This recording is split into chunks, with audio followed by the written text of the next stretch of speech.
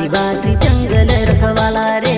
आदिकाल से जंगल में रह जयामो आदिवासी जंगल रखवाला रे।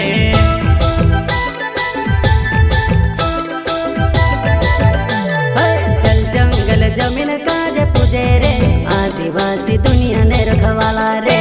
बाप देव खतरी काज पूजे रे आदिवासी सबसे निराला रे।